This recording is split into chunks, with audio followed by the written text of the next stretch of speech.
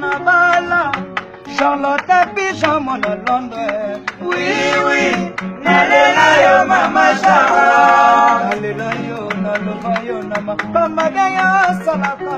Sala, pamona, nenge bato balela yo bobo. Oui.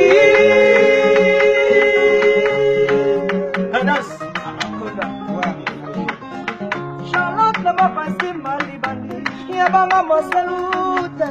La famille a sa bonne chance. Namakamba bien yo salaka. Yo kene liboso. Yo zama si matin. Mo Charlotte. Nabala. Charlotte Pigeon mon Londres. Oui, oui. Nalela yo mama Charlotte. Nalela yo nalova yo namakamba bien yo salaka. Sala. Mamona. Nenga bato balela yo bobo. Oh c'est je m'amoué. Kala loko yo. Charlotte va passer mal libani. Yamanga mo salute. La dame yo seconde chance. Namakamba bien yo salaka. Yo kende liboso. Yo zama si matin. Mo Charlotte. Na pati na bila marangai aya na moneli pasi ya bukeli ngambuma eteli atakote la tembo Charlotte Nabala Charlotte Pigeon mon London oui oui nalela yo mama Charlotte nalela yo nalova yo nama kamada yo salaka sala mamona nenge bato balela yo oui. Ya fodi le kasapo doni kingi. Charlotte na ba pasimba libani. Ya banga mo saluka. On a tambani ya seconde chance. Na makamba ya salaka. Yo kende liboso. Yo zama si matin. Mo Charlotte. Amena na pati na bilanga na ngai oyo na moneli pasi abukeli ngambuma eteli atakutila tembo Charlotte libaka na ngai ya tano oyo ya bimbo solo kitoko nale atambuli ya tembo baibi yango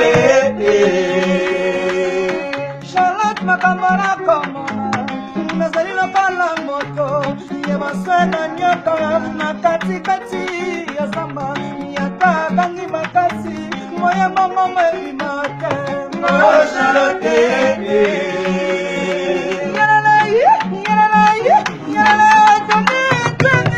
je savais que l'amour est dangereux j'allais carrément me retirer chérie talama domina makanisi mayo zongelanga na lelio Ibrahime Charmante yo na ebene na nasengi na yo bolingo Charmante joli miso paradiso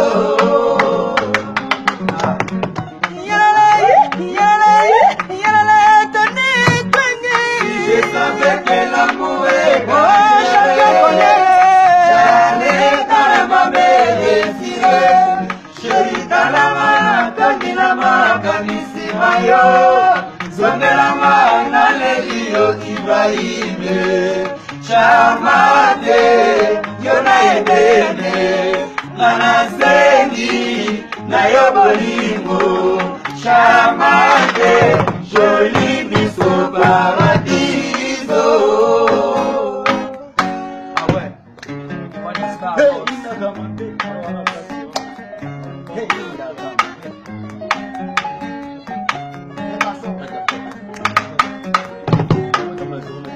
Oh, on a fait ça d'abord.